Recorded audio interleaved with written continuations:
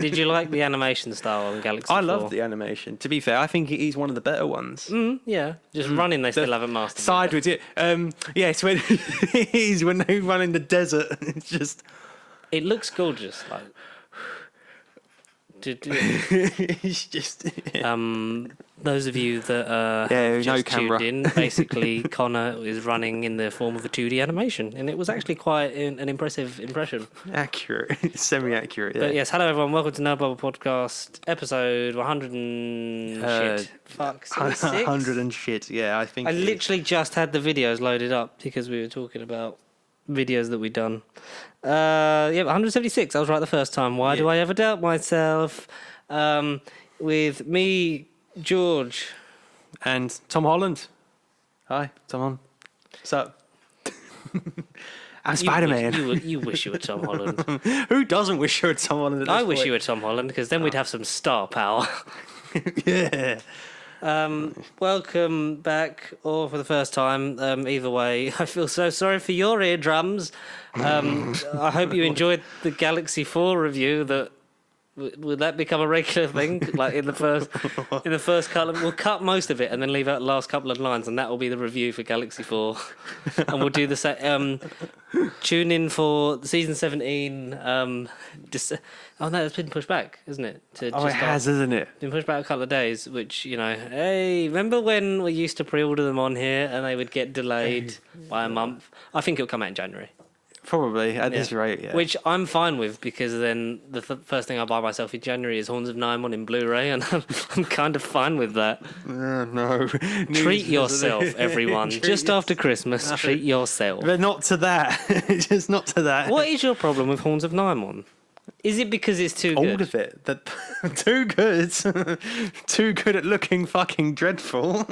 It's like, it looks dreadful, but I watched that when it was on Twitch. And shout out drunk.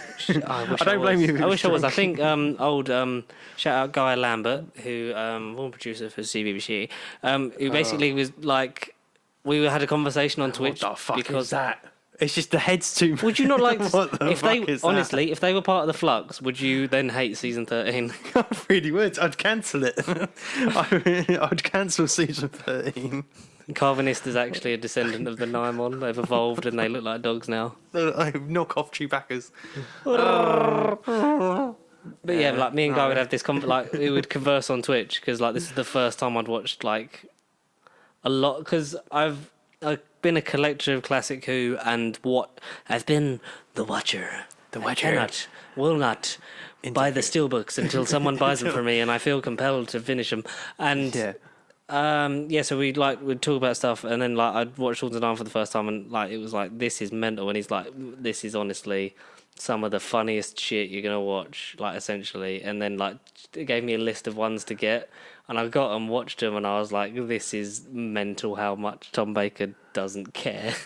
There was other ones as well, because like a lot, obviously, like they did from Hartnell up until Survival, back to back on Twitch over 2019. That's right, yeah, because they did do the, I don't know, I can't remember why, but it was come join us and we'll London 1965 became a meme. Yeah, it did. Yes. Everyone would type it in the chat. Good times, but they'd always be on when like I'd be at work, so I'd miss like the back end of them. But I'm so glad. If I'm glad for one thing in my life, it's that I caught Horns of Nimon. Just like I'm glad that I didn't think of this next bit. I'm glad of how the Eternals was good. I mean, we'll go into it in depth next week, because a certain trailer swung the halls of Eternals through a portal. Oh, so you did see Eternals then? I've seen it. I really enjoyed it. I was texting because we're working out. I reordered my list. All right. Ah, yes. Okay. Yeah. And I'm still. That's why you said, "Oh, Eternals is really hard. I don't know where I'm putting it." I sent you like 10 messages off the chain of like, I think I've done my list. I don't know if I've locked it in. Fuck, nobody's out this year. Where am I putting it? Yeah, because I forgot to see notes. I've seen like 20 films this year. Like, you can slag me off for the more TV that I watched. 7 more films since last week. I'm impressed. No, I'm impressed. Come on, you must be impressed. And I watched the Tomorrow War this year. Oh, see, that's something I haven't seen. That was shit. Was it? Okay. Oh, I just thought it was shit. Right. Oh, it's a bit convoluted. Imagine if Stephen Moffat dropped acid and then wrote a script for Chris Pratt. Right. Yeah. Right. So season 6B. Season 6B. Or the series 6B. Not Jamie McCrimmon's not in it. Or if we know of It's Matt Smith it's been in a long replaced by coat. John Bishop. It's been replaced by John Bishop this time around. Yeah. Who's fucking amazing. Yeah, so we're going to... we'll talk more in depth on Eternals next week, just because the Spider-Man trailer came out and we kind of need to... Yeah, the rumoured, the myth, the prophesised trailer that we've heard about for the last month, and it wasn't coming out because of the lack of Garfield and Maguire. It did come out last night. Yeah, and that's going to be the main thing. So we'll talk about that in depth in like the third act structure. Third act. We're not going to do a Venom. When they turn up. We're not going to do a Venom and cut out the middle act. Middle plot. And just talk about one thing. So Galaxy 4, right, this Spider-Man. Brief things on Eternals. Yeah. Okay. So potential spoilers, because I don't want to go in depth on everything because I will just talk about it forever. So if you haven't seen it yet, at your own discretion, maybe kind of avoid it, and then come back next week when we're talking in-depth spoilers, and we'll all have a gay old time. Yeah, we'll have a review about it. We'll have a nice little chat. I really did like it. I think it's so... It is. I don't understand. Well, I do understand the negativity. Do you know what I do get? For me, I don't get how polarizing it is. It's either this is the best thing ever, or it's like I had a really 8 out of 10 plus time. Yeah, exactly. With it. Yeah, solid. Yeah. It's one of my. It's probably the most beautifully shot MCU film of all time. It feels like they're going for an Oscar this time because it's the first time that like an Oscar-nominated director, Oscar-winner director, and it was in the trailer, wasn't it? For, like Chloe from Zhao, Academy Award winner Chloe Zhao. Yeah, and it works really well. I think the chemistry and the casting of this core group of Eternals was perfect. There was some twist. Quite a bit.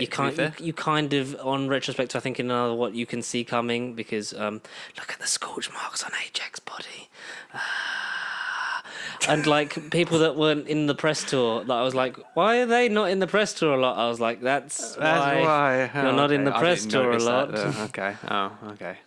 Well, yeah, I knew one character that I don't know. We mentioned at the time in the form of Jon Snow. He was kind of like, I'm in the movie. It was really nice to see. He stood more in front of a bus. I'm not going to do the Kit Harington impression this week, but I will reenact. He's shooting House of Dragons this week. He's unavailable. I will reenact the end credit scene with him, and Connor can play the disembodied voice. Yeah, whoever he is, we don't know. Yeah, that was really exciting. I really like that. It's nice. It was nice seeing like Kit Harington be charismatic and a good actor in something, and not have to be miserable. Exactly. And then the end credit scene with like, and we're gonna put him back exactly where you want him, in a cloak with a sword as a miserable prick. As part of a watch. But with the person like who, because people probably know who it is, but in terms of the person that it is, yes. Because I was thinking like how the character of the individual, like the actual actor, the character. Okay, yeah. Because they're coming back, like. There was always a thing of how are they going to introduce this character in the MCU, because we've never delved into that part of like mythology or things like that, and it seems like when you look at that pairing, that makes sense as an introduction gateway for him into it, because his Dane Whitman's family history in for those who don't know, in Marvel Comics, in chronological order, he's the third Black Knight. Yes, there was a couple his uncle, who is alluded to in the film, who's not named, but alluded to. It's Nathan Garrett. Let's do like the second, because his uncle is the second Black Knight, who's a real prick. Sir Percy's kind of a prick, but he's in Percy being the first one, right? Yeah, he's in Ye Old Medieval time. He's like the great. So he's probably on a separate Earth, like in his own little timeline. Yeah, when he talks about his ancestry in the film, it's like that's the allusion to Sir. Because if we'd have got a Sir Percy in like the MCU, I would have been off my tits laughing. That would have been great. But I love that we're on the third. Who would have played Kit Harington's great grandfather? If you could have cast him, Matt Berry. Like honestly, if Sir Percy, like if I could have had anyone as Sir Percy, like a drunk, like kind of doesn't know the use of his own power, basically just Matt Berry from What We Do in the Shadows, but with a suit of armor on, I'd have been totally up for that, because he would never have been the main character. It would have just been a like, the ebony blade. You Snow. It's a shame that my bloodline will be tied to this sword forever. And then he breaks out into song like Toasted Like. No, that's actually quite a good casting now that I say it out loud. We got Pip the Troll, That was I was more excited for that than Harry Styles. I thought that was at first glance I was petrified because it didn't sound like Harry Styles, but I was like, is this actually Harry Styles' character? Without realising who Eros was and Star Do you know who Fox. played him? Who played Pip the Troll? I did look it up. I can't remember. Patton Oswalt. Yes, MODOK. Yeah, MODOK. How did he go from a big giant animated head to an animated dwarf? We can spoil the mid-credit scene because it was spoiled by everyone on the internet because Entertainment Weekly decided Harry Styles is playing Daily Mail and stuff. He's playing Star Fox, but he's not called Star Fox yet. Yes, Eros, because basically the plot of Eternals leads to it's a lot of abortion allegory. They've clearly watched 2014's Kill the Moon from Doctor Who Series 8. With a super being living inside a satellite / planet because there's there's an Eternal in there. And the Eternals are always the Celestials in there, and the Eternals. What's the thing? They have to make sure that mankind or any planet they have to make sure the species evolves to enough so that then the energy basically awakens the Celestial so they can go off, destroys the planet, kills all the people on it, but then they go off and create more planets and populate and then fertilize another planet with a Celestial. It's just more and more food for the egotistical Celestials that are hiding inside the planet. Like they say, they're like an egg. They hatch and there's some twists and plots of like this isn't the first time they've done this, and there's memory wipes and they aren't the first Eternals to discover their actual fate and what they're being used for. Because another one of them that is kind of similar to Doctor Who is Euros, is Harry Styles, who again shout out to Big Damn Cast because they always smash it out of the park with their stuff. They were saying that in terms of if he's a main player, I don't know how they don't know obviously his acting style how it would work because obviously he's good in Dunkirk, but that was very much a bit part. But in terms of a casting for it to just be like the characters there in an extended cameo capacity, like he can definitely do that. But we have to wait and see.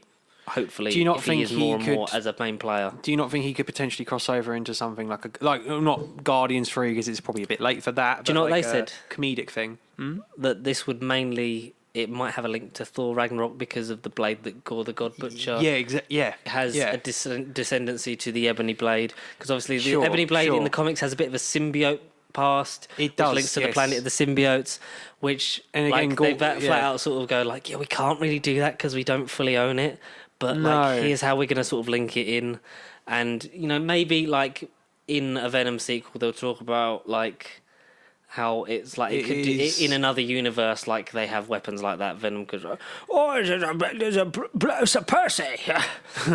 Oh, because there's a hive. I don't know why Venom sounded like Brian Blessed in my universe, but I'm here for it. There's a red one. Oh shit! I did a red one. I want to eat Mrs. Chen. I want to see Venom with the ebony blade now and Kit Harington on his back. Would you not love to see Matt Berry in full-on Black Knight costume without taking his helmet off, because he never really does, riding a horse pissed? Because I really want to see that. I want to see him just do that in general. Can we crowdfund Matt Berry to ride a horse pissed with a suit of armour on, and we'll just film it and pretend it's the real Black Knight movie? But Eternals. Richard Madden. Possibly Superman confirmed.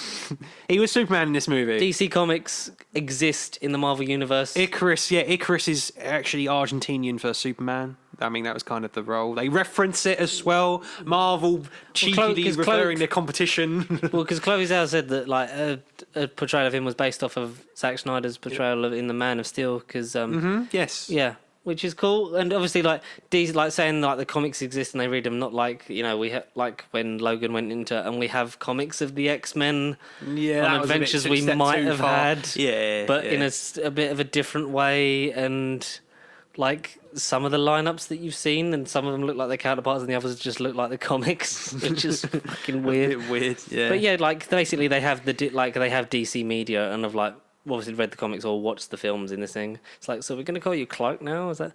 I learned this week that the reason there's the loincloth at the front of Icarus's costume is because Richard Madden has a gigantic penis.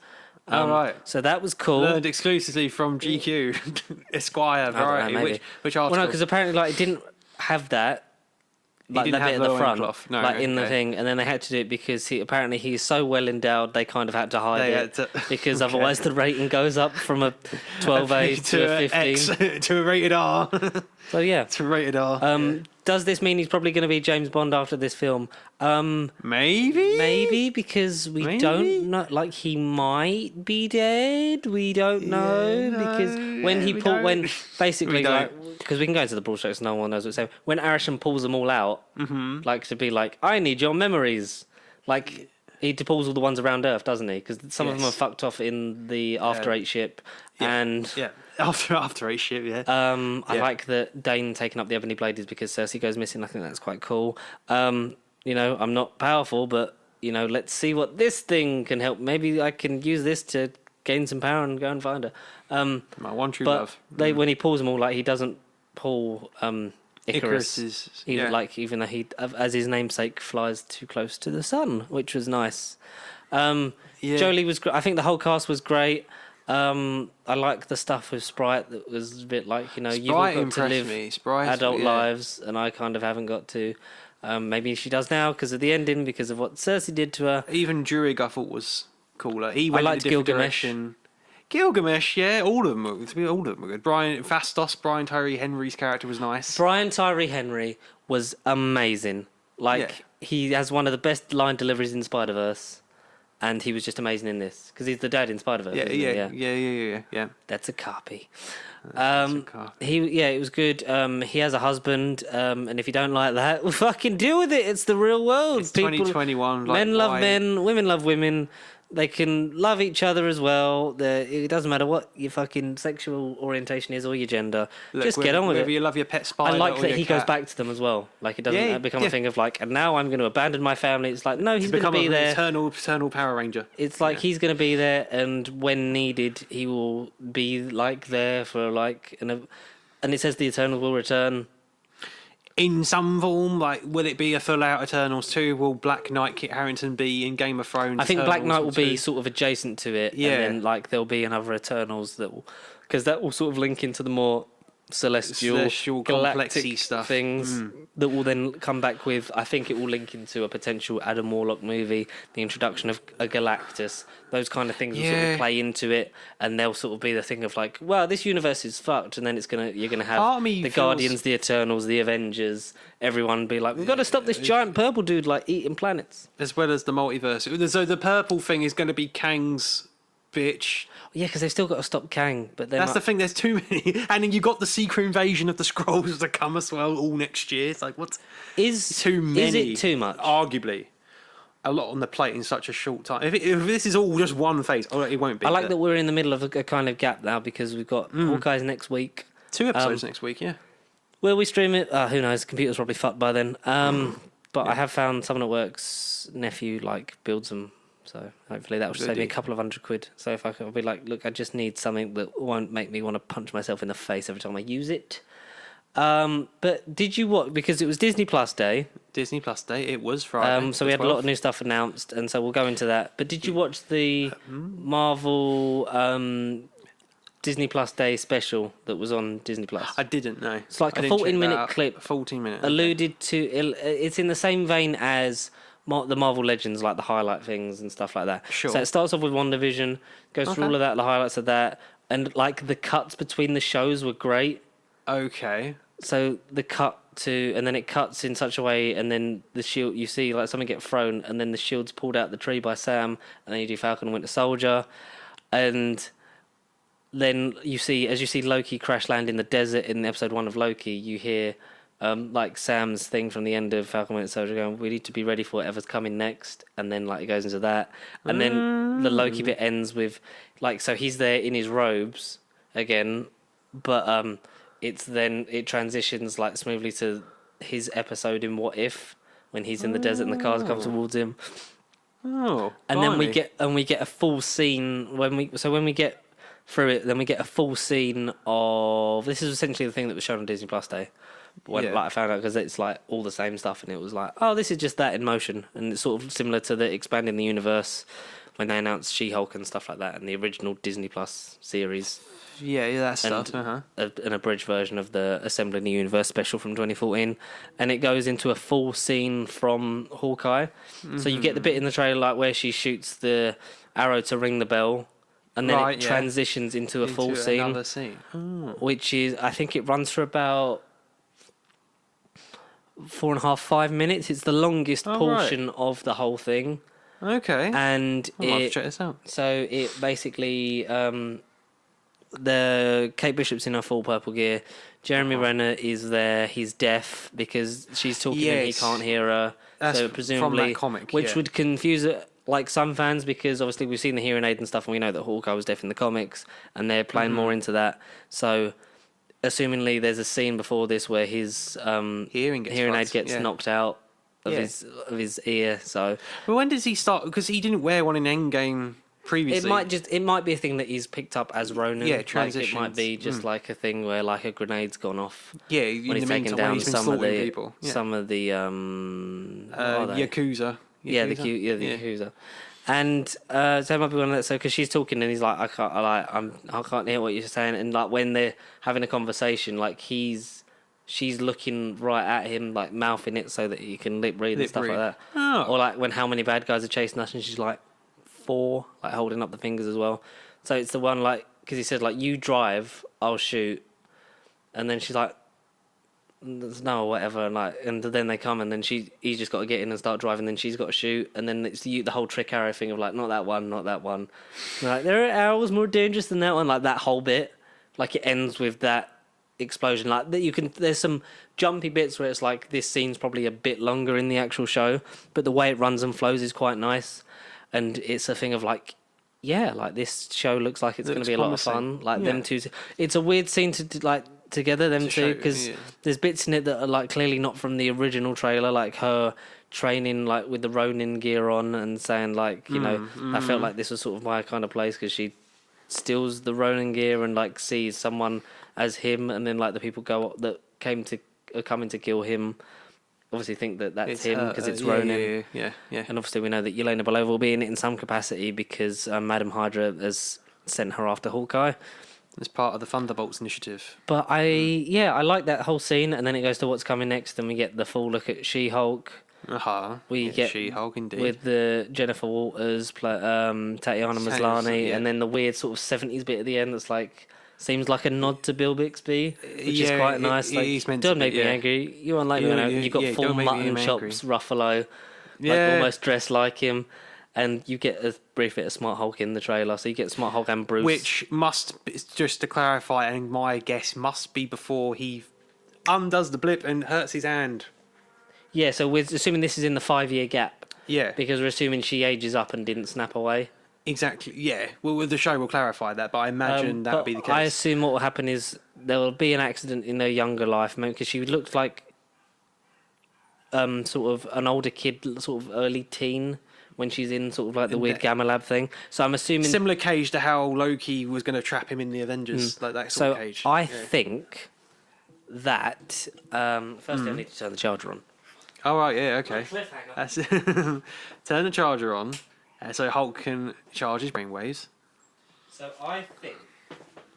Early predictions for She-Hulk. Yeah, that like with the comics, she has a blood transfusion from Bruce because they're family, and obviously it starts flaring up, and then he's teaching her to control or doing experiments like he did. Maybe because you see her do yoga poses and stuff, like how Edward Norton was doing it in Brazil. Yeah, and, so you know from Endgame that he worked in the Gamma Lab and then combined it. So maybe he like tries to do that to give her the best. So that she maintains control. Like he's the formation of her version of She-Hulk. That he's the reason that working in the Gamma Lab, like maybe something flares up and he works with her. Like, right, we can do this, this, and this, and that's why she maintains like her intelligence and her control over her Hulk self, and is more in proportion, and is essentially her just bigger and green. Yeah, like, right. And teaching her to control it and stuff like that. That'd be a nice little sort of thing of like everything he's learned from the shit he's put up with as Hulk is then kind of why passed on to her, but in the right way. Yeah, that would kind of be that would be nice. And then would that just be his role during the show, or would you like to think he could come back during the actual plot when we find out what is actually it's all about? I would like it to come full circle and for him to sort of be like a recurring-ish character. / like regular guest To then set up. I don't want Ruffalo in it every week. Like I know. No. Not to say you can't have too much Mark Ruffalo in something because. Well, that's the thing. The MCU would argue and say we haven't had enough Ruffalo. We haven't had enough of Ruffalo. Really. No, his new name's Muffalo now. Now that you've said that, yeah. Mark Ruffalo, we've shortened it to Muffalo. Rock Muffalo. Rock Muffalo. No, just Muffalo. Muffalo. Soldier. Yeah, so Muffalo, recurring character. Yeah, I agree with that. Will it set up Daredevil? Maybe, because like we know that's been teased, and all Charlie Cocktail lines aside, maybe he'll be in something this year. Well, I mean, unless his hair's grown, maybe it's him on the glider. Nah, you look. Oh, I'll get to the stunt double. No, because that's for Willem Dafoe. Like you see from that the concept half a second shot of someone on the glider. Yeah, that's meant to be. Oh, imagine if it's James Franco. We'll talk about Spider-Man in a minute, and then it goes in, and we see it ends with like the shot of Nick Fury, like grizzled, grey beard, no eye patch, scarred eye. Yeah, with 2 eyes. Yeah, and we obviously get Echo logos for Echo, Agatha House of Harkness, which is a cool name. Agatha House of Harkness, yeah. Cool. Marvel Zombies. I know, Marvel Zombies is actually happening. What else was there? There was like 816 things that got announced. Something there was a load. Ironheart, Secret Invasion. Yeah, new logos for Ironheart and stuff. The new logo for She-Hulk is a massive fucking downgrade. Yeah, I weren't really a fan of that logo. Yes, Moon Knight, Miss Marvel. Yeah, the first look at Moon Knight was the first one it transitioned to. Pretty cool. Yeah, and looked pretty Oscar good. Isaac looks fucking amazing. Ironheart, Agatha, and then I think the one that I wasn't expecting to actually get announced, but I think it's so fucking cool that the X-Men, but not just any incarnation, but the best animated version is coming back. Yeah, getting a continued X-Men 97. Yeah, in the same vein as the Batman 89 comic. Yeah, pretty much. But it's coming back. Yeah, so it goes into that, and then does all them. And then transitions into that, and then you get a bit of the trailer. Okay. Yeah, and then this is the whole scene. So them running up doing the car, and then all that goes up to there, and then ends with, and then what's coming next, and then so this is the thing they showed on Disney Plus Day. So you get the whole look at Moon Knight, which I was like the bit when you just like ends with you just see a glimpse of him jumping across rooftops. Mm-hmm. The She-Hulk bit, she's doing yoga and controlling her powers, lawyer stuff, and a bit of the talking to camera stuff because obviously she breaks the fourth wall, paving the way for Deadpool when Sir Ryan Reynolds comes back from his sabbatical at some future point. Yeah, and it looks a bit like a Law and Order logo, which makes sense then because that's her courtroom thing. Miss Marvel, the first look, of Kamala Khan. Yes, yeah. Who's playing her? Who's playing her? Miss Marvel. I can't wait for that. I really look forward to that because that just looks fun. Yeah. Miss Marvel. Yeah, and then they did Iman Vellani. Yeah, Iman Vellani. Why do I forget her name? And coming soon. So I Am Groot. The special that we were talking about, the Guardians Holiday special. Yeah, good. Yeah. What If Season 2? Great, good. Echo. Cool, because we're going to see that in Hawkeye. Yep. Loki Season 2, great. X-Men 97, which I'm really excited in the same animation style. Spider-Man freshman year, so we actually get to see the origin story for this version of Peter Parker. But I swear, it would have been great. He would have been brave if it was Miles Morales. I saw that without reading it. I saw the logo and I was like, "Is this going to be Miles?" I don't know. But I think Miles is going to come, judging by the GQ mag when he's like, if I'm still playing Spider-Man in my 30s, I think I've done something wrong. But he's like, I could come back and do a subjective opinion, but yeah. I think he'll do another 3, but I think that'll be it. I don't think we'll get 3 trilogies out of him. I think they'll do the whole thing. Because I think he needs to... The man's a hard worker. Yeah, we'll talk about it in the trailer. Agatha House of Harkness. Which didn't get any footage. It was just the logo, wasn't it? Yeah, so like sort of the Armor Wars is still happening, sort of like the end of. Do you ever see Marvel celebrating the movies? Mm-hmm, mm-hmm. And then it goes into and the best is yet what's to come, and it's the logos and the release dates that, some of them did get changed a little bit more, but and then it ends with that Fantastic Four logo, and everyone was just creaming their pants. Armor Wars, Marvel Zombies, which is still a cool one. Yeah, probably the weakest episode of. What? Weakest episode? What if? Yeah, Zombies I think so. is the weakest. I think so, just because it was sort of like has been done. Like the Oscar Isaac stuff in this is just like, I'm happy to see Oscar Isaac do something and be happy. Exactly. He actually looks like he's going to be fun. He is going to be fun, but then 10 minutes later, his other voice in his head is going to tell him, "What the hell did I just do?" If we don't get the whole thing of him hunting down Dracula because Dracula owes him money, then what is the point? Is he going to cross over with the other voice? We mentioned who the other voice was, didn't we, from Eternals? We didn't say who it was, just because we'll give people a chance, because that was more of a surprise, and that was quite. That's why I wasn't going to go out and say Batman. Yeah. Shit. Sorry, I didn't mean to say that. Yeah. But yeah. Doctor Who. Doctor Hugh Grant and John Bishop. We'll go through Max. Episode 3. 3, yes, 3. Once Upon a Time. Episode 3, Chapter 3, Part 3 of 6. Prequel to Twice Upon a Time. David Bradley weren't in it though. Once Upon Time. David Bradley was kind of in it because he existed in Joe Martin's body. Oh God! See, I told you it was a prequel the whole time. 2021. I know, like the Marvel. I think just the thing going back to Marvel is just it felt very sort of like there was some meh episode. I don't think in terms of it wasn't the worst. For me, the worst one was sort of a bit like the what was it? I think the worst one in terms of quality was the Iron Man. Killmonger one. It felt very sort of like. I felt a bit too safe. Yeah, it just stuck with it. I think the Marvel Zombies one, there was a lot more they could, because they sort of only stuck with Bruce as a POV character coming back to Earth, not knowing what had happened for like 5 minutes. And I know it's because the episodes were short, so whether it will take place in that universe or something or will else. Adapt the Marvel Zombies. Well, apparently the tagline said a new set of heroes, so that suggests to me it could be something different. So it could. But still just have the same similar animation style. What If, or is it its own thing? Because if it's sort of spun out of that and the same have the same team, style. We have the same style, I think.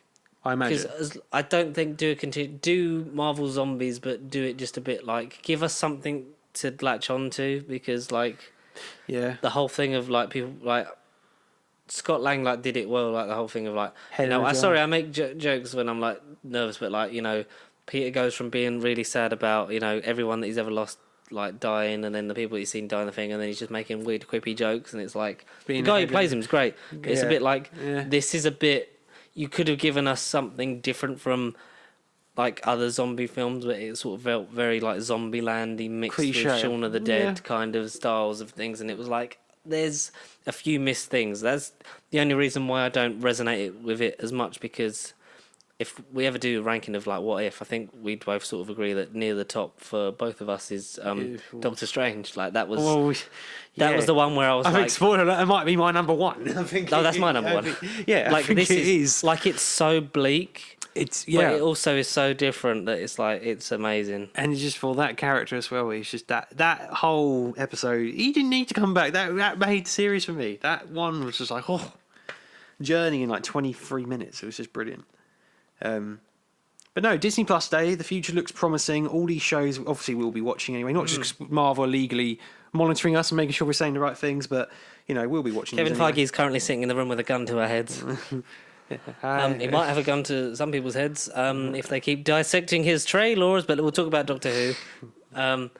Once, upon time.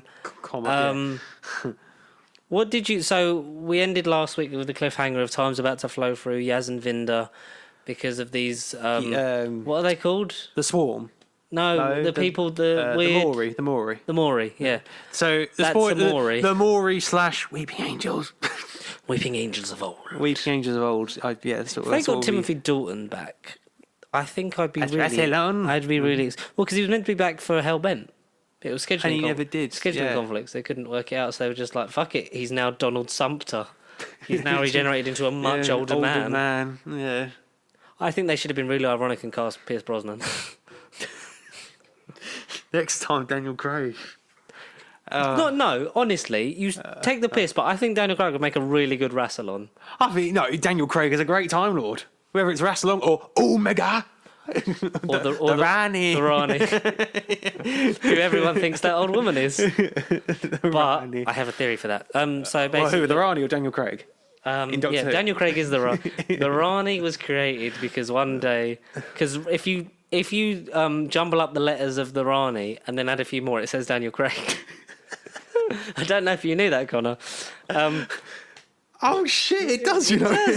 Oh shit! He's just thrown Scrabble tiles in the air and just gone, wow. Wait. So Why? Yeah, so the Maury, like, two of them were destroyed, and they're on the planet called Time, and he temporarily fixes. He feels like a very threatening villain, and it was like, yes, we need to establish in a Thanos kind of way that why he's doing what he's doing. No, just like, oh, this person's very dangerous, and the Doctor doesn't remember him because either the Division wiped it all out or he did. Mm-hmm. Yes. But he makes a point of saying that he was thorough, but then also the Division kept wiping memories, and then they wiped it, and then Joe Martin was William Hartnell, and then Unearthly Child happened. So yeah, what exactly happened? So spoilers ahead. Like, we're not going to like break it down beat for beat, but well, we possibly can't. That's the thing. We're halfway through this show now. Like, this episode was good because we kind of got more to speculate on, more to ponder. It was better than episode 1. But you don't think as good as Sontarans? No, because Sontarans was self-contained but serviced the overarching story. Whereas this was sort of gone, it went back to a bit overload. And this is happening. And I liked Belle, the character. Yes. She was very good. The theories are that her... It reminded me of Kelly Marie Tran at first glance, but no, it wasn't. Yeah, slash whoever that person was from Good Man Goes to War that got killed, and the Doctor pretends to know her in a really touching scene. It's like, of course I remember you, and then just turns around and goes, who was she? And it's like, Matt Smith with your gorgeous face and your hair. Yes. Yeah. Prince Philip Hugh. What do you think of the theories that her and Vinder's unborn child is the Doctor? I have not read that. Parents? I had not read that. Oh. Well, never say never in a show about time travel. And as Sean Connery said, never say never again. Especially if your name that fucking ended up with him. Especially if your name was Kevin McClory. No, because I genuinely never come across that. But okay. Because the subplot is Belle is crossing the universe because the flux is happening, things are destroyed, but there's still territories. There's the Daleks, the Cybermen. Sorry, the episode sort of came up with like Belle's story. So part of me was thinking, is this going to be like a big finish anthology where every 10 minutes or so we get like a different I feel perspective? like she should have been the main plot of the episode. Yeah, and she wasn't really. Yeah, and that was... There's another thing that should have been the main plot of the episode, but we'll get to that in the editing of the episode. The editor's room. Of the Doctor Who episode, not of this show. Like, we're not going to add any more because this is long enough and as boring as it is. And Will's not here anyway, so... Yeah, we did Will's podcast. That was fun. Go and check out Hit or Miss Big Screen podcast because we did last night in Soho 1. And the latest episode. It's probably the best one, to be fair. I mean, you know, got to big up ourselves. We've got to big up ourselves. We was on camera the whole time, so no pressure, Dom and the other people that are if that doing video it. gets enough likes and comments, you know, we might release a Snyder Cut edition of that, or release the pasty cut. When I saw the runtime being 1 hour 11, I was like, he's cut a lot of that. He's cut quite a bit. Because he had to cut at least 50 minutes. If not more.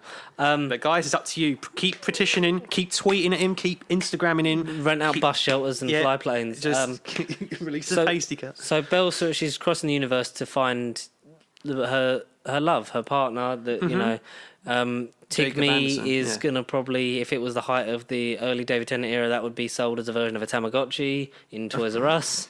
But I'm very jealous. And we find out that it's Vinder. Vinder is her partner. That they're trying to find each other again. He was at Outpost Rose. The flux happened. They're trying to find each other. Yeah. She's going to all the places that he would go if he escaped, and he knows, like, obviously, like, where she would have been, like, because of their time together, like, and blah blah blah. Unborn child could be the Doctor. I mean, that would be fitting of Jodie's era to kind of meet her own pet. No, I'm kind of. I don't. Done with River? I want River to be a guest. Could it be Clara? No, I think it won't be Clara. It won't be Clara. People saying that, and I was like, why the fuck would it be Clara? Yeah, Like it that wouldn't make makes sense. the least sense. Or is it going to be Rose because Outpost Rose? Is it symbolically that Billy Piper's going to come back? Rose, Rose, Rose. Is that the I thing? don't know. Nah, I think Rose might come back, but I don't No. want it to. Yeah, don't Do want it some in kind of Russell's weird era, not Jesus now. allegory. Nah, Yeah, well, you no. could bring her back in Chibnall and just have a nice sort of thing of like, see, Jodie would have worked really nicely with all these companions, but you're not going to get that now. You can't have nice things. Goodbye. Humbug. Yeah. I would like to see River as I don't want her to be another plot point of No. the mainstay of a Doctor. I think she was overused by the end of Matt Smith's era, and it was a nice little full stop we got of her with Capaldi. Like a couple more times, I think would have been like it would have been doable for them to have a couple more appearances together, but that kind of sort of cemented the story. Yes, you could take her at any point, and she keeps meeting all the Doctors in Big Finish Never for ending at this some bloody reason. Yeah, exactly. Yeah, don't know why. But no, it won't be River. If it's the Doctor, I'm kind of blood control. I don't see blood control. River. I don't see River for years. I've not seen River since I was with Donna. I'm sorry. I'm so sorry. What was he talking about? Yes, River, and why she's not ginger. Still not ginger. No, well, everything. Well, I'm so sorry. What the fuck was I saying?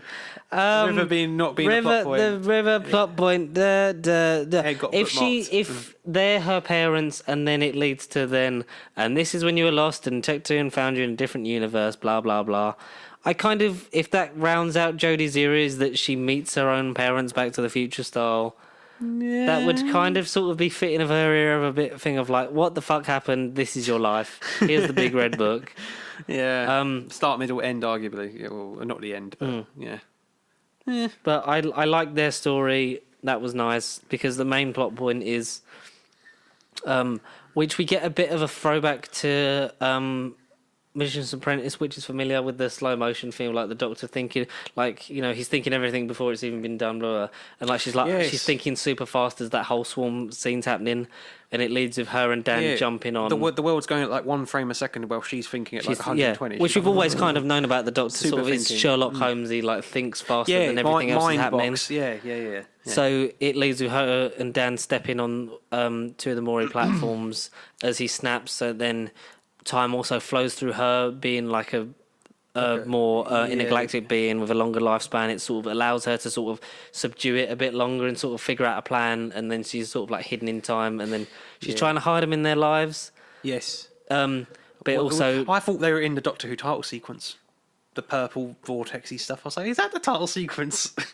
yeah, because we've not really had that for it. Because we always have the weird glory thing of, and this is them actually flying in the time vortex of what it looks like now. Yo, from freaking John Barrowman, like clinging onto the TARDIS. You have the red and the blue in it. It's like, now they're in the purple. And then you title have sequence. the end of Series 5 is the only time they fly into the vortex. Yeah, that's right. Yeah. And then you have Series 7 in Hyde when they're flying through. The vortex now is purple, and it's like, why? Okay.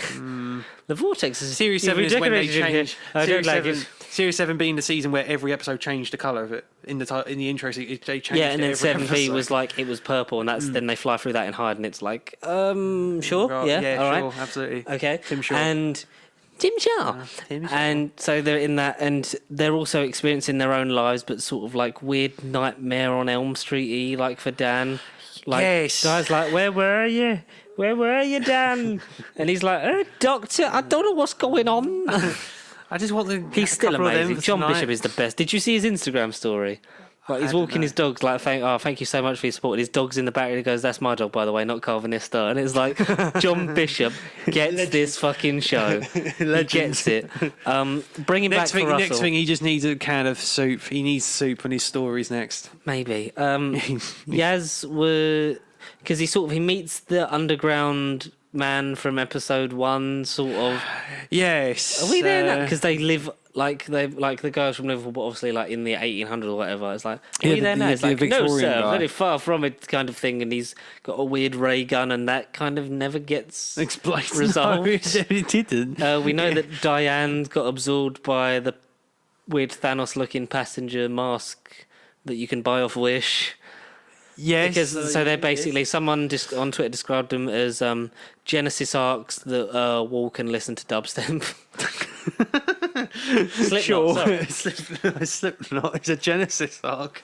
What's So yeah, they basically have prisoners because we learn about that through the siege of Astropor, which is the reason why the Doctor has a dark uniform is to match up with. It was done really well in the reflection. It's a memory from her life, but obviously not the life she remembers or knows of because it was pre-Hartnell. Because we get season Joe 6 fucking Martin. People have said like the third member of the group isn't Lee, the companion from Fugitive of the Jejune. It's Jamie McCrimmon. Like we're trying to legalise 6B. Oh no! I don't think 6B will ever be a thing. Fraser Hines, please come back. Can you imagine if they revealed CGI Fraser Hines? That would be incredible. That would be an ending twist and a half. So it's from her time as the Division, which we know goes beyond just Time Lord society in general, like being built and just making the Division. There's obviously Carvanista. You think TVA, except we don't really know the glimpses of the TVA as such for what we know yet. I mean, we've heard as soon as I saw and they're recognising each because they're all in there together. The thing that calling them back to this is not what's happening right now, and this is a memory/dream, is the fact that they're seeing each other in everyone's scenarios. See, and I love that for this episode. I love the fact that we as the audience were watching the Doctor figure out. We thought it was a heist for the next episode, didn't we? Like, that's what I mean. Are they storming ancient Gallifrey? Why are they being heist? But then, like you say, the camera kept turning and cutting. You saw the real person in the reflection and stuff. Like you say, you see Joe fucking Martin, and it was just kind of I will talk about how I kind of didn't like the usage of it, but as soon as I saw Dan's gun, I was like, he's carving it. So it's the psychic thing of like she knows. So it's like the Wolverine thing in X-Men Days of Future Past. Occasionally her brain was slipping back to like, what the hell is that? But then when she was in the zone and like the temporal, the temporal hazing they called it? Yeah, that's right. Then it was her brain as Joe Martin, but she's speaking as Jodie, which I think was a fucking waste. Just give the scene to Joe Martin. Don't blue balls us and tease us with what we actually want to see. It was. I'll get to the bit where it annoyed me the most out of it, but you sent me the bit that annoyed you. No, I totally. As soon as you sent it, I was like, yeah. Because it was like every 2 seconds. With Dan's gun, it's like he's Carvanista. We assume that Yaz was Gat from Fugitive of the Jejune or someone of that ilk, some other member of the Division. Yes. They're not all just Time Lords, as we know that Lupari were part of it as well. So it was probably a wider conspiracy, and maybe through Time Lord science prolonged the Lupari's life cycle. Until we found out also wiping their memories. Until we found out that Davros wasn't a Khaled and he was part of the Division, and then because of reasons he then became a Khaled and flew to Skaro. And I wouldn't be surprised if he found out about the Division and then created the Daleks out of a counteraction for that, and then that was wiped, and then just so unbeknownst to the Doctor, like twice she's been the reason why the genesis of the Daleks has happened. Exactly. That'd be pretty fucking horrific. Because we get weird CGI Daleks, like on Bell's side of the story, we get the Cybermen, which is I like that whole interrogation scene with the Cyberman that's dying. It's like love is the only mission. The fact that she says that, like some of that that dialogue after she shoots him dead is like. That's for the audience's sake, but okay. Sure. The fact that the Sontarans, the Cybermen, and the Daleks are all competing over, like, they know the universe is going to shit, but they're trying to have some territories left because, like, even Cyber says, whatever remains will convert everyone, and we will be the supreme. We will be the supreme race, but but the Fluxion's destroying everything. There's nothing left to rule. I like that we didn't get too much of the Daleks. That was there's the Terry Nation estate. There's the contracts. Yeah. There's Sony. Yeah. But so we got there, but it was the Cybermen that sort of took more of a centre stage on there. So, like, that was cool. This costume still looked gorgeous. The fact that it ties into, because that's what the Sontarans talked about last week, was that, we know it's going to shit, but like we're setting ourselves up in specific points in Earth's history, so then we've always been here. Yeah, that's right. So that's quite cool. And then we got a bit more footage of the Weeping Angels as well. As the episode went on. In Yaz's thing, she's back as a police officer, which I love that. Because the site, sort of like, almost like the, what's it called? What was it called in David Tennant's era? What? Describe it. What? Perception filter. That's almost Yeah, like yeah. what That's it was another for thing. like Jodie Yeah. was like she was seeing Jodie as the police officer next to her, just talking about boring mundane stuff that everyone's like, that's quite fun. But it then was that's just- the it was thing. just her normal Then part, they would her snap normal out of it and be police like, partner, "Hang yeah. on, you're here, doctor." And like seeing her over her sister when they're playing, I assume a PlayStation of some kind at the game. Yeah, I mean, it was copyrighted, so they didn't show off the product. Even the controller, we didn't even really see the controller. Do you know what I did like? So there's a weeping angel chasing her that we've seen.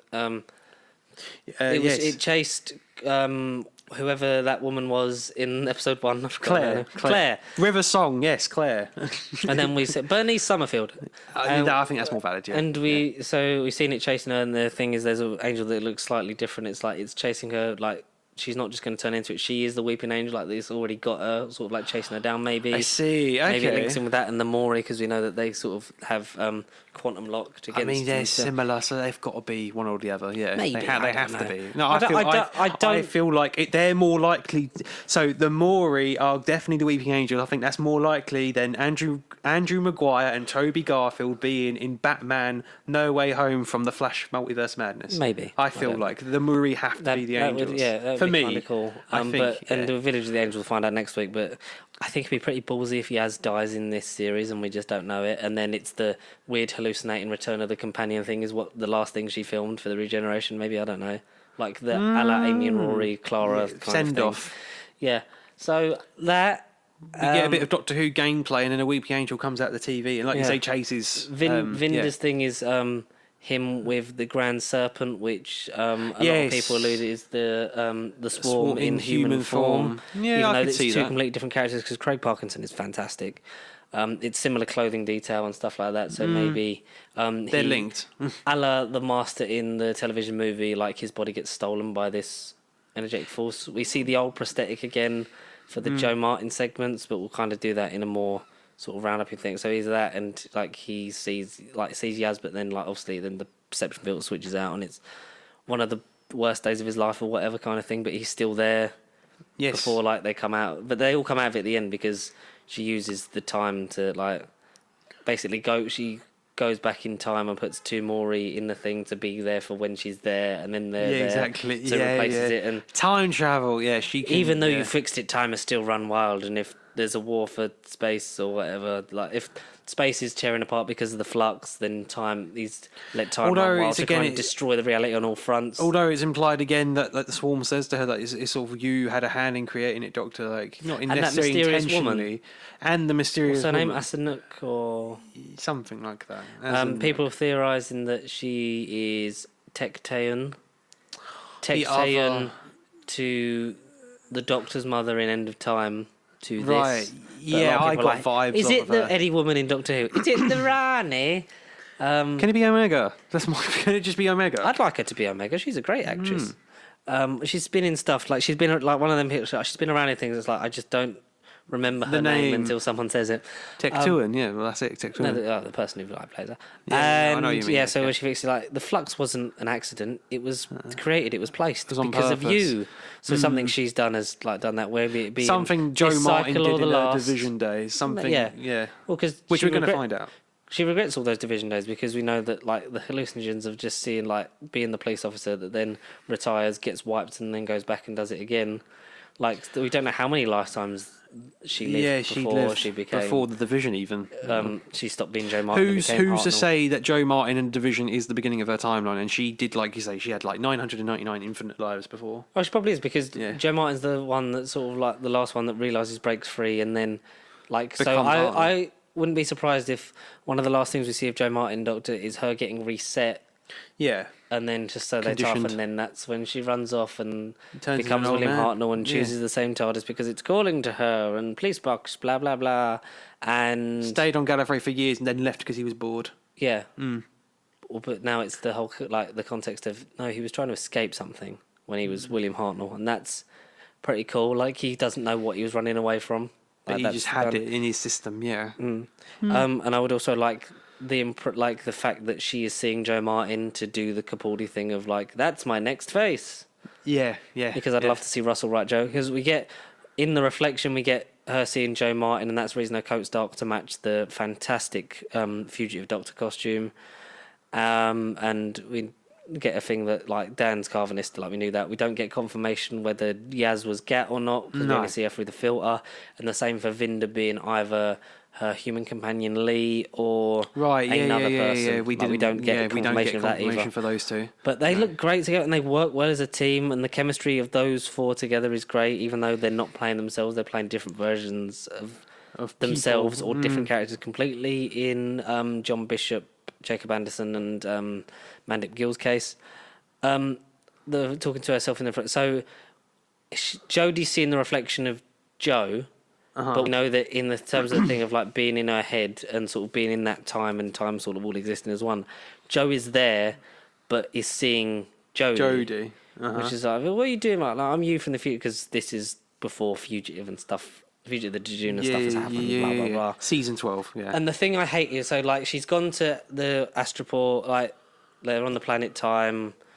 Blah blah blah. They've made. You've even made Thrones, and we get just glimpses. We get the briefest fucking glimpses of Joe Martin, like just acting the nuts off this scene. Like, and like it flicks to her, like with the glitch, like as in the filters off, which is like that's cool. Then leave it there and let Joe Martin play out the rest of the scene.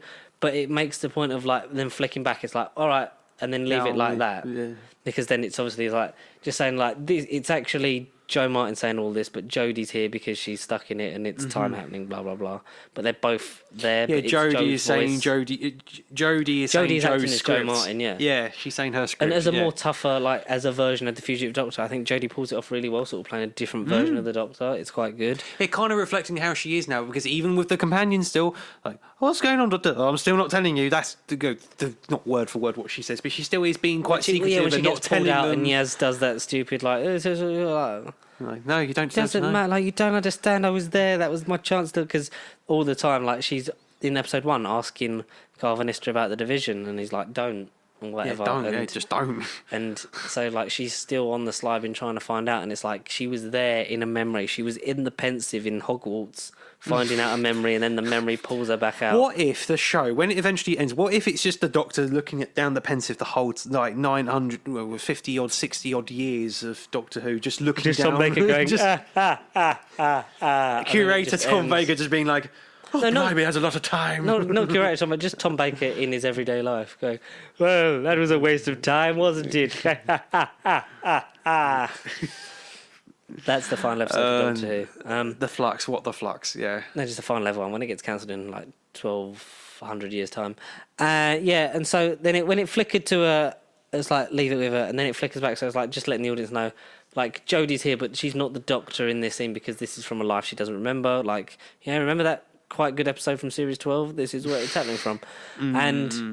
But then it does the thing of like it flicks back to her and then back to Jodie like 4 more times. It did. And it's like, just fucking pick one. Make your mind up. Absolutely make your mind. If they'd have flicked it onto Joe, or like just had sort of like, you know, them shots like where it would go around and then it would either be a reflection or then like change the person and be like, oh no, it's actually Joe Martin like here.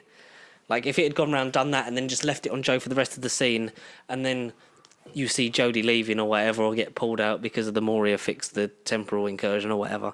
But to have it standing there and just be Jodie's face, flicker effect, and then Joe Martin saying, like, half of the line, and then going back to Jodie finishing the line, it's like, stop, you're literally just teasing us with what we want to see. Yeah.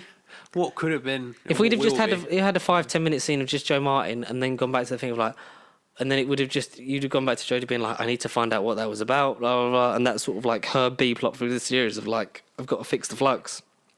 Also got to find out what the fuck was happening here. What's happening with me? Maybe I caused this, blah, blah, blah. More motivation, yeah. Yeah, and the fact that she's still snappy at Yaz still having Ryan's dialogue's a bit sort of like, just fucking... Just stop. Come on, Chibbers. Please. How have you written I want to lean on a high. You've written Vinda really well. Belle is a character we've just met who is fucking sweet as and is a badass, and like you're writing Dan Lewis fucking amazingly. Like, are you just not knowing what to do with Yaz because you've almost sort of like formed a sub-TARDIS team of like another fucking 3 people? to put on top The of it. I Holy don't know. I Trinity, feel like she yeah. might die in this series, and I'm not against it because it's I'm a shame not, because I'm not. I wanted it to just be Yaz and the Doctor. That's the thing. Everyone did for the Elaborate on all longest the time. elaborate on all the good moments like we've had with Yaz, and like having Ryan and Graham go, allowing her to breathe, and character moments from like "Can you hear me?" and it takes you away and stuff like that. It's like, come on, but fuck him. Not fuck him, but like, please just do something right. Yeah. Like the whole, just let it have been Joe Martin for that scene. Stop giving Yaz expository dialogue. Stop getting the Doctor to get the Doctor to show, don't tell, not tell, yes. don't show. Like, And then don't let them ask and not tell and ask. Just no. Just like you say. next week, Village of the Angels. Angels, yes. Excited. Weepy Angels take over the TARDIS. What the It's in the fuck happened past. there? There's a scarecrow, and people are like, well, the Master Human disguised himself as a scarecrow before. Like that'd be quite cool if it was that or Human Nature. Yeah.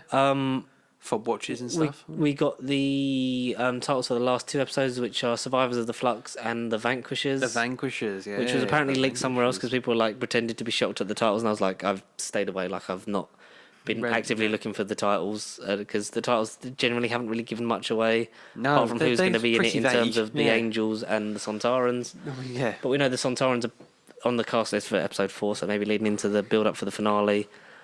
Well, it ain't quite well with the finale being 2 episodes, unless 5 and 6 are going to be like a 2-part story where it's like, ooh. So I think I would say a 7-8 for the first episode, a 9 for episode 2, and this sits probably on like a 7.5, 8. Maybe. So yeah, 7 for 1. Yeah, 8.5 I'd give to 2, and then Yeah. I'd maybe give this one an 8. Yeah, it was because it was definitely weaker than last week, but it was. Very much still enjoy. Like as for a halfway mark, particularly where It's we what were we 2 didn't weeks get. ago. It's like all the stuff that we didn't get, like the thing of like you're showing us stuff we want, just do it. And that's the thing, they're saying, we're this close, you just got to get through this much, and then you can have it. Yeah. You can have it all. Just a little bit more. Just a little bit more. You can see it. Bear with, my precious. Yeah. My precious. Yeah, bear with, we'll get there. But yeah, Yeah. for a halfway mark, we're starting to get a little bit more of an idea. The broader sense, hopefully, will be identified next week. Broadest strokes of it there. Yeah. I'm interested to see that because it seems more like a standalone that will then hopefully tie into the. Because it's either the flux is either integral to all this happening, or it's like this is happening and also the flux is happening. It's like I don't exactly. get Which is your going on. balance. Yeah, what is it? Yeah. Look, I look forward to the rest of this. I still love this show. Watch it. Watch Galaxy 4 because that was good. And Yes. Yes, it's good. Yeah, I'd say something good. you definitely will be watching in the UK 2 days earlier. I know. Well, yeah, from Monday. Are the tickets out for booking? Not for Cineworld yet. It's 29th. I think he's just going by the Are we trailer's release date. booking midnight? Like I know you Fuck book yes. it. I know you book it anyway. No, yes. So it was literally last week. I was off last week. So the week before last, I got the day swapped for the 17th. I was all ready. I got the day swapped. Not off, but so I was working the 15th instead of the 17th. But now I've got to unswap it because we can see it 2 days early. Yes, So because I've got December to swap 15th back. is now the release date for Spider-Man. Fuck you, America. No Way Home. And have you seen that? So it was a TikTok that was the Venom scene from Spider-Man 3. And so Toby on the net at the end in the final act is it says American fans and then it's British fans at Eddie Brock. It's like I'm thinking, and it's in the tag is for all the Americans that spoiled the ending of Venom 2, and it's like I'm thinking humiliation, kind of like how you humiliated me. Do you remember? Do you remember what you did to me? Oh, that's brilliant. I'm like, and it's so many people saying like, I'm like, they spoiled Venom for us. We're gonna spoil Spider-Man No Way Home for them. With pleasure. No, we'll spoil the fuck out of it. And it's loads of people doing the music from Spider-Man 3 when he's dancing, like me getting ready to spoil No Way Home on December 15th for all the Americans. Get up and drive your funky souls, you American communists. We got the long anticipated. It's definitely this week. Right, it's definitely next week. Yeah. It came out as day of recording November the 17th, 2021 AD. AD. 1:30 in the morning here. It was simultaneous around the world. It was 5:30 Eastern time, 8:30 Pacific time. So all swapped and the other way around. 1:30 a.m. in GMT. So that was good. So I woke up. I watched it as soon as I woke up this morning before work. You stayed up and watched it when it happened. Yeah, no. Yeah. I had to keep myself preoccupied. Because I knew there was no way that you were going to save yourself for a trailer reaction. It was just going to be a thing of like, I must, in my eyes... I feel like I'm going to go home tonight and record a trailer reaction. I'm just going to react to it. I have not seen it. I've not seen it. Definitely seen it. No. So I've not seen it. But to stick with the algorithm, it's... so trailer 2, first full trailer that's First not a full teaser. trailer. Uh-huh. But we still got the first 4 seconds of, oh my god, epic montage, and at that point, and it's No Way Home official trailer. You're like, okay, it's not a trailer before the trailer. Do you hate the pre-trailer trailers? Because I do. I remember the time when just the trailer would... I can't process what's happening. I'm like, flashes, and it says trailer. Like, because it's showing you all of that. It's like you're not going to stick around for the rest of the Spider-Man trailer. It's like, just show me, like when it They're would not just be confident. the green preview screen, and then it would happen, and it's like, what? I agree with that. Gone? Do a traditional preview and then have into the trailer. But it's like, flashes, Miles, David Tennant, and then it's like, oh, you can go if you want now, but here you go, here's the trailer. Like, no. Do you think people watch that and go, that's the end? Yeah, that's it. Got a great 4 seconds. It's like every Marvel post-credit scene. No, we don't need to do one of them. I've seen the movie. Yeah. Yeah, so we got more of an idea on the story. We actually saw stuff that wasn't on the bridge. Spoilers inbound for the trailer if you've not seen it. There is more than just a bridge. Not spoilers for just the film in general, because we still don't know a lot. Well, we know more. bits more. Yeah, we do know bits more. And the danger with Sony is they've probably shown us the final... This should be the trailer. They probably the final act. Yeah, they probably showed us something from the final act, but maybe edited some things out of it. I think there's evidence clearly that they have. Do you know they've taken that bit out, though, of the trailer? Like, the bit where Lizard gets punched is now out of it. So it cuts just before it now. Yeah. No, yes. I didn't notice when I first watched it at release, but yeah, I did watch it again. So they've now cut that bit out because people have gotten onto it. It's like, but then I think they left that in there as a thing of just like, there you go, start some rumours, and then take that out like it was never there. Exactly. X-Files stuff. We got... Otto Octavius kind of got the victory, here's the big money shot. But is he still evil sentient octopus, or is this before he died and he's about Does he have weird nano Iron Man tech? Does he get it from Spider-Man when he fights him underneath the bridge? Maybe. Like, does he make contact with it and then he's like, ooh. The nanobots get onto the arms. Yeah. Maybe. I don't know. Maybe. That'd be quite... Yeah, so we see a bit more of the bridge. For people saying, is it not Tobey Maguire that he's saying it to? Because it edited to look like Tom Holland because he's wearing Peter's suit from Spider-Man 3. Which was cool, yeah. Turns out it's probably not, because he pins him You're up. not Peter Parker. Yeah. Which, you know, he recognises Spider-Man in the suit, but Just then it's not like... Peter Parker. Yeah. Not Tom Holland. So considering... So it must be that his interjections on the spell worked because Ned and MJ remember who he is, and they're helping him fix it. Scooby-Doo this crap! I know some magic words myself. One of them is please. Please Scooby-Doo this crap. There is something up with him still, that motherfucker. Mystic Sorcerer Supreme. I don't think he is Doctor Strange. He could just be a very poorly imitated Have you seen Skrull. the interview on Jimmy Kimmel where people are asking him about that? Because he's got his facial hair, because they're doing the reshoots for... Doctor Strange. Multiverse of Madness. Yes, and they are. They're like, yeah, you know, obviously, like with anything Marvel, like it just comes in on the day, and then that's what we got to do and change, and like it's shaping up to be a really good film. Can't wait for you to see it. And people are like, because you're in Spider-Man. He's like, am I? It's like because people are saying that Doctor Strange is acting a bit strange, and that maybe you're Mephisto, and he's like, sure, say what you want. He's like, either way, I'm not going to say exactly anything. Yeah. And like people are like, and your co-star from this movie that you did in between, like Kirsten Dunst, that she's going to be back as MJ, and he's like, is she? Is she? Yeah. He's got to be straight up and like. And like Andrew Garfield being asked the other week, like, you know, I hope to see, like, it was a fan as well saying, like, I hope to like that you make a cameo in No Way Home. We'll see. You're my favourite Spider-Man. Yeah, we'll see. We'll see. But is it just a thing of like he's fucking with it? Like, because I was asked like on Facebook, like, would I like Toby and Andrew to be back? And I'm like. Yeah, I would, but also I wouldn't, because it'd be fun for the internet just to cry that I've been so determined, like for the last couple of years, that he's definitely coming back, and it's like, oh please, no. And also, like what we said before, like they're just going to be a lot older. Yeah, and they're not going to be awkwardly older. Like Toby won't have grey hair, hopefully. Like the internet has been making him out. Well, unless they CGI like age thing, because I doubted the Melina de-aging in the initial thing of hello Peter. Hello, Oh. Peter. Hail, Lois. Hail, Peter. Lois, have you seen my flapjacks? Lois, He's seen his where are my flapjacks? Because he looks, it's like, that's not 2004 Alfred Molina. Yeah. But the shot where he has him pinned up against the pillar, like, you're not Peter Parker, I was like, that is Alfred Molina. Yeah, that straight is from him. Spider-Man 2. And I was like, all right, I'm on It's board. the hair, yeah. And we learn a bit more of the plot thread is going to be like, so that, like, that's broken. And it said in the GQ magazine interview with Tom Holland that originally Spider-Man was meant to come out after Multiverse of Madness, so that would Right. occur it, and then the aftermath would be felt in Spider-Man. But this is going to start it, so the things coming Okay. through Yeah. is then going to go into Multiverse of Madness, Which I that's due think out in is the good March. way to do it. Yeah, I think it's a good way to do it. Yeah. So, like, Octavius is one of the first ones through. Goblin's there, like one of the early ones as well. We get Willem Dafoe speaking. Voice, yeah, it is definitely him.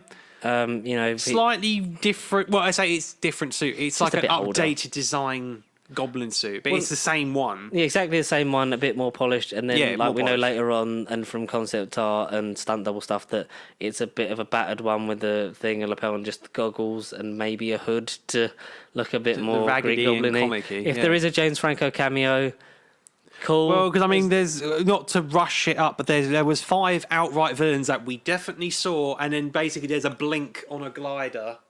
But that's where, is it Franco? Is it Willem Dafoe without his mask for whatever reason? Is So it we've seen Yeah. Ock, Doc Ock? Goblin, Green Goblin, not Hobgoblin. Electro gets his Electro. glory shot, which we'll talk about in a minute. Yeah. Sandman, his actual CGI face. But is Sandman? I know it looks like from that, He's but a- he's from the a villain. villain. Because obviously before it looked like Sand was protecting Peter because From the obviously lightning, yeah. Peter forgave. Yeah, Thomas Hayden What was Church his for character? Flint Marko, yeah. Yeah, you go, Flint yeah. got forgiveness from him at the end and then just blows away to dust. But Yeah, then dies. Doctor Strange has the line of like, God, do you know what I like? I like the line of like, you're going out in the darkness to Yes. chase ghosts. Yeah, And it's yeah, like, yeah. It's like, what does he mean? It's like all these people die fighting Spider, like not you, but like they died fighting Spider-Man.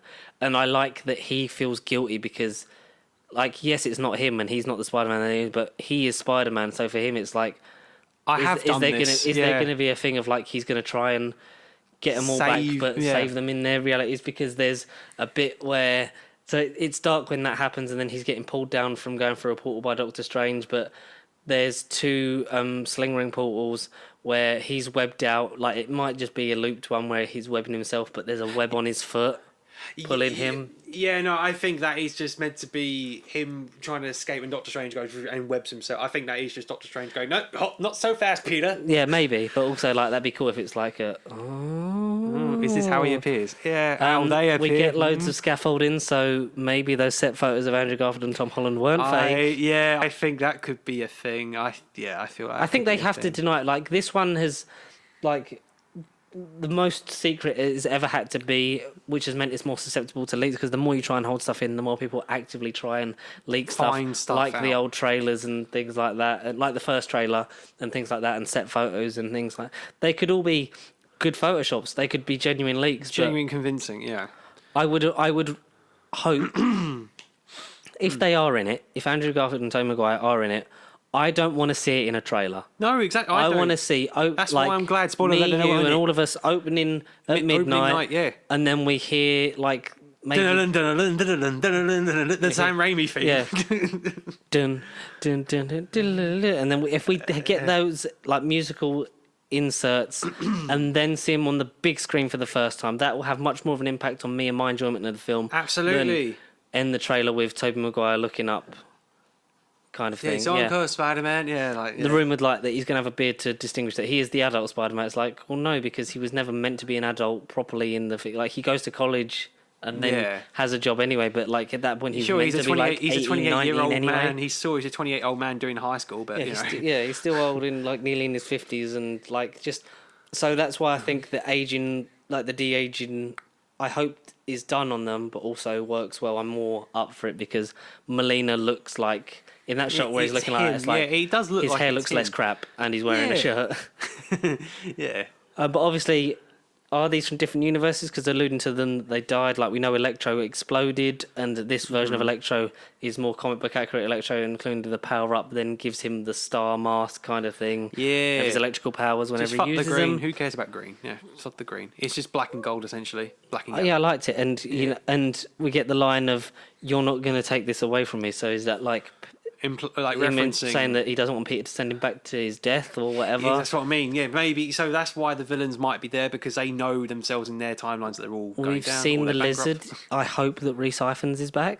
Mm-hmm. Because I know that it was the Empire thing of like when we first got the shots on the bridge of like him hanging from the car and like the over the shoulder shot from Doc Ock like looking at Spider-Man and the running away from the car one that was like really weird and blurry. Like we see that I showed you the snippet, didn't it? It was like other returning, like such as Thomas Hayden Church's Sandman and Rhys Ifans' the Lizard.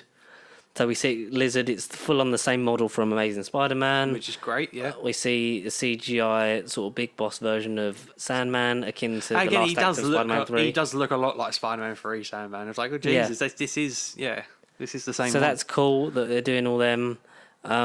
And then we see that was edited out was a kick or a punch on To Lizard. the Lizard. Like as the group shot of the three of them like coming Tom forward Holland's and Tom Holland equally swinging. placed in the middle. Electro's kind of above him. Sandman's the big. Well, they're in a threat. line, but like Yeah. in terms of the perception, yeah. So like And then one would go Lizard higher, is, like, one would right go lower, underneath him, yeah. and Lizard sort of gets knocked back by like a punch or a hit But or all something, I'm saying, which has since been. but edited realistically, if he was just the one Spider-Man, Lizard's face wouldn't be looking at nothing. He'd be looking at the spider, thinking, "Fuck, I can't reach you." But he would look up at him, whereas he's looking at him like this, and all of a sudden he's like, yeah. So something's definitely Have they edited him out? removed. Something has Something been. has been tampered. Yeah, Like, 100%. is Charlie Cox Daredevil in this trailer? No. Oh, fuck no. There's no. Was that set picture real? I don't know, because it kind of matches up to what we've seen of the apartment in terms of the other trailers and the furniture and the layout. I fucking hope so. Even if it's, I don't want it in a trailer. I want that to be as That on was a surprise par as well, with yeah. Maguire and Garfield. I want that That's just to gonna be be a just as moment. amazing, yeah. if that is a thing. So I would like that. I'm so because of that, the story beat of like him, like you chasing, like you're essentially rounding up these past Spider-Man villains. He has, you see the black suit Yes. with the Doctor Strange magic. So I don't The think rune. it's. I don't think Great it's just, thumbnail. I looked at that and thought, that's the symbiote on him, but it's just like a wrong movie. So I'm not. I don't think the theory of this it's the red suit turned inside out holds weight. Because Yeah, it's no, I infused don't with think Doctor so. Strange magic, No. and we've seen that from the Marvel No, Legends Penny. anyway. Like, because it had the sort of the blue Doctor Strange sort of like almost protection. He's spell in from like What If. 4 suits in this film. He's in. So it starts off with Far From his Home name suit. is Peter Parker. Yeah, We red. get a and- bit of that, the swinging through Yeah, the the thing, Public Enemy extended- #1. Yeah, and then he goes underground some trains. Like, That's cool. That was cool. Yeah. So we get the Far From Home suit. We get the The Infinity War Iron Spider. Iron Spider suit. Yeah. We get a different version of that was which is probably going to be used for With the final gold. act. Yeah, it's like red and gold. Yeah. Red, black, and then the gold spider akin to the Yeah. Iron Spider stuff. And we get the black suit With Doctor the black Strange gold magic, With, yeah. with Doctor Strange magic. Is Doctor Strange going to be the villain? I hope not. I think it's just a thing. No. I feel like they'll disagree to begin with, and then maybe He might Peter's go plan- off in like be like because he's trying to like get. He might go off and send one of them back, and then Peter's left on his own for a bit of the film. Right. It might be sort of a thing like that because I don't think Doctor Strange is going to be in the whole thing No, and I kind of feel like he shouldn't be either. because he's sort of like think he blaming it should on be. Peter's thing of like you messed up the spell, like go and round them all up and send them back essentially. But like he'll help him, and like and then there's a bit at the end on the Statue of Liberty, like I can't stop him coming through, which people are like, is that going to be the final act entrance of Maguire and Garfield, which would be I like. think that if anything, I just think yeah, let that be their entrance. I'm for nostalgia reasons. Yes, I'd like him in it. For lazy Spider-Verse did well. Let's do that, but it's all Peter Parker and they're all white.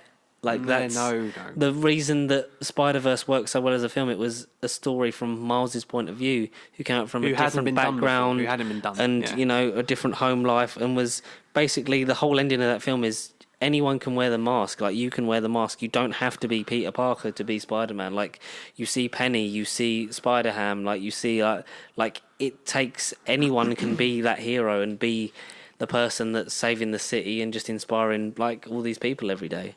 Like, but just to do that and think that that's going to work, because I was less interested in like none of these Sinister Six characters are going to have a link to Spider-Man, but with Kevin Feige's thing of like you couldn't get anyone to replace him, and the fact that they had to try and work it out, the script got rewritten for like the last act and stuff like that, in terms of like this has to then come before Multiverse of Madness. Yeah. So this will essentially kick off the multiversal war, and hopefully, you know, maybe some characters will stick around. We don't know. Of course. Well, yeah. I don't think it's going to end as depressing as they said it would, in terms of Aunt May possibly getting killed. But No, but well, who knows? Well, I feel like as much as we're all getting, you know, Spider-Man this, there's got to be some darkness at the end for Peter. it felt very dark. It felt like, not just because it all happened at night, but like No, he ain't Batman. it felt like a very dark trope. Like, you know, in terms of like, you know, his own moral compass of like, yeah, none of his villains have died yet, but it's like, you know, there's versions of me that have like they've killed these people, like maybe not on purpose, but like, then how are they back? Like, are they from alternate universes? Are they just Did they watch the Loki TV show, basically live the Raimi timeline, and then something happened, and then a variant Nexus event happened, and then it diverged? Yeah, because they So must. it's like a 99.9 because similar like timeline. Goblin especially has to be picked up just before the ending of Spider-Man 2002. Peter, don't tell. Oh shit! I'm alright. Back to formula, folks. No, no, they pick him up just before the. Oh. But obviously, like Electro's definitely from a different universe, because it's a completely different setup. Unless He can't be blue, and all of a sudden go. Motherfucker! Well, I'm actually look like Jamie Foxx. I actually look like a scary version of Electro. Yeah. He's the one I'm like, he needs some reprieve. Like, he needs like some redemption. some justice, yeah. Recyphen's less so, because Amazing Spider-Man wasn't terrible. It wasn't terrible, no. It was just the start of like, and secret agent Peter Parker parents, we're going to do an Aunt May spin-off movie for some reason when she was a spy. And it was like, what? No. Amy Pascal on crack? I mean, if Marissa Tomei got cast as a younger Aunt May for that, and you know. Yeah. I would say that this very well could be his last one, but I don't think it will, because obviously I feel like it won't. At this moment in time, it's his last Spider-Man film contract, but he still has a crossover event to happen, doesn't he? So whether that be Fantastic Four to recreate his first Future appearance, Foundation? Oh, and when that, he the was- Bagman, yeah. Maybe when he was at like, the end of the- "You're the Fantastic Four. Can I be on the team? And also, could you help me out? I've kind of got these weird powers, like kind of thing, like that fun aspect of Hey, it to play into."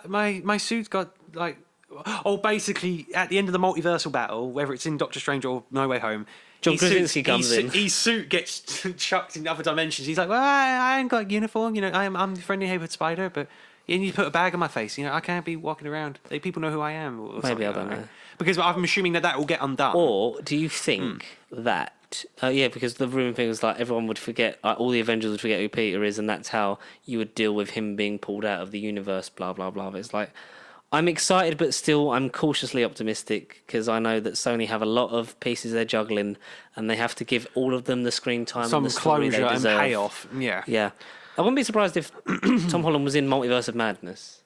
I think it'd be if you really need. But then to maybe stretch that's across. too much, because as we've seen from that GQ interview, Tom Holland has done a lot. He's a machine, and I feel like he's going to have a couple. Like, you won't see. Maybe 2024 will be the next time he's in a Marvel feature movie, feature film. And I think depending on how the He's movie more than goes earned out, it. of course, Like, I think out he's of earned 6 years to be in so many films. Is one of the just- world's most responsible, regardless if you're part of the MCU or DC. Like Spider-Man is a brand separate to those, anything really.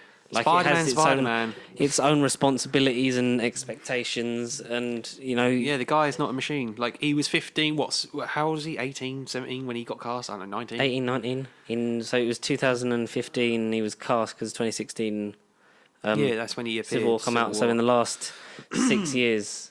So since 2015, he's been recording like 25. He's been in 24. like so many movies. So that's, you know, great guy. He's getting older now. He needs a break. Like Uncharted, like beat the shit out of him. So he kind of needs the break because he finished Uncharted and then went straight into No Way Home.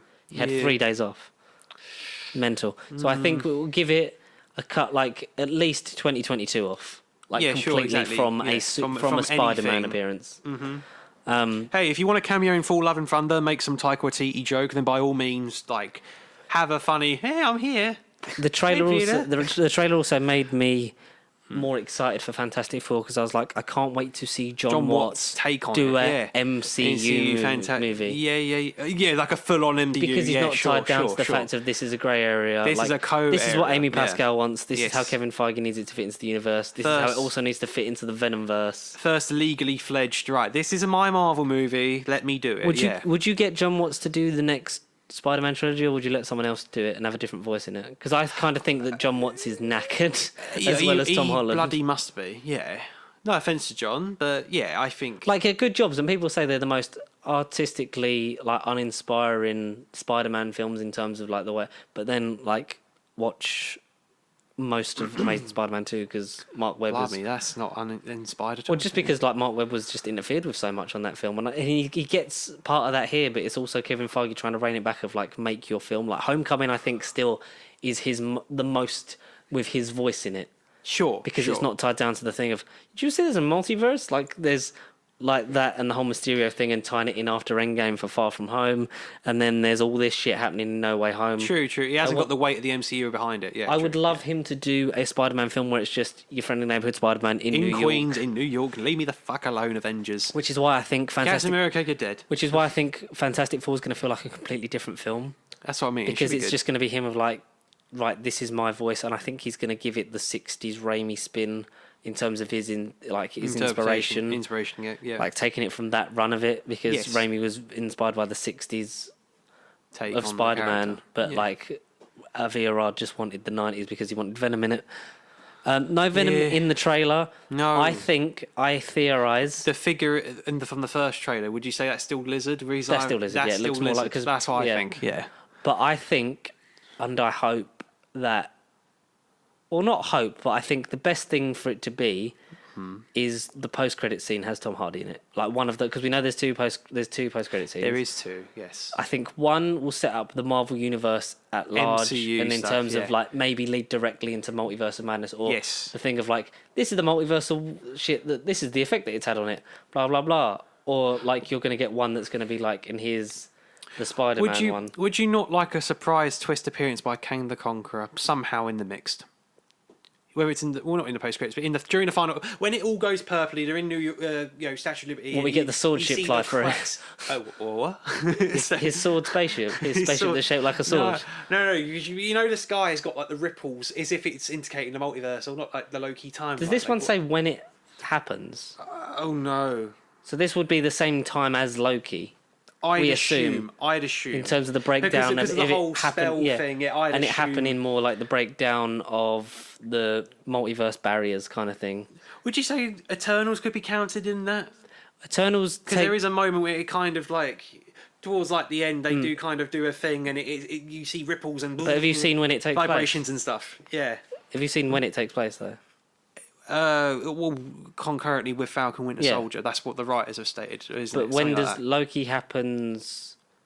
Slightly after that? Endgame. Well, it's during Endgame for episode 1. And then it's all happening, and then time passes funny in the TV. Time is funny in the fourth dimension. Yeah. Wouldn't it be wicked if, like, in like the same, like, because in the same time of like Wanda getting her powers is that we cross the threshold, like that's what I'm saying. Timeline. Yeah. Like, imagine if like it's like 39 minutes or something like that. Imagine if something happens and then every film at that time to sort of be like, if something happens to Spider-Man in that time, and then the stuff starts leaking through.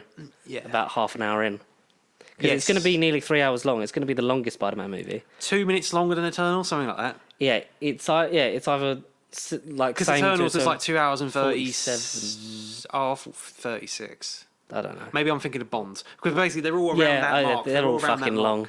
One of them is longer than the other, and the other one's Eternals is longer than Infinity War, but shorter than Endgame, and Spider-Man will probably be the second longest MCU film ever. At the minute, yeah. Which it needs to be to fit this in. Like, it could have probably been a two-parter, but I don't think we need a two-part Spider-Man movie. No, I don't. No. Save them for Avengers movies. And exactly. Yeah. So I look forward to John Watts having his own voice in an MCU project where it's just like make a film about the Fantastic Four. Do your thing. You don't have to legally please us. We'll see you in 11 months when the film comes out.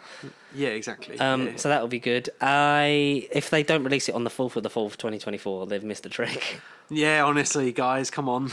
That'll be pretty cool. Yeah. Where did you know that when Cary Fukunaga was brought on for No Time to Die, that the ending was set in stone. Like, Barbara Broccoli and Michael G. Wilson said, like, this is how we want this film to end. Good luck. And he's literally basically said in an interview, like, yeah, like, that was the ending that I was dealt with, and I had to kind of get there. Oh, I see. Which does make sense why it sort of feels a bit like Andy just gives up at the end, because it's like, well, the story's sort of going to make sense, and then it just becomes, and now I must die on this island. Yes, spoilers. Yeah, you've had like 3 months to see it, so yeah. Yeah, I like in the interview in the GQ thing. It's like Tom Holland says, like Jacob Batalong says, like things he wants to do, as well as being Spider-Man and after Spider-Man. Like he talks about being James Bond a lot, like a lot, and it's like in about 10 years' time, yeah, sure, yeah. Richard Madden now. Yes, Richard agreed. Madden with Then, his giant now, and Icarus forever. Penis. Superman Shaft. King of the North. The Hildebrand rarity starring Richard Madden as Ian Fleming's James Bond 007. There can only be one. Yeah. Yeah. He'd be good. But yeah, I really do. I am cautiously optimistic. I'm trying not to get hyped. Like, I was excited watching it, but it's like I am. Sony have never had a good third Spider-Man movie. They didn't even make enough to make one for the second Amazing one. But this is and when Venom 3 will probably be just as shit. They won't have a second and third act. It will just begin and It'll just end. begin and end in 20 It'll minutes. just end. We need you to make this 45-minute Venom sequel. 45 minutes. You cross the threshold and then it ends.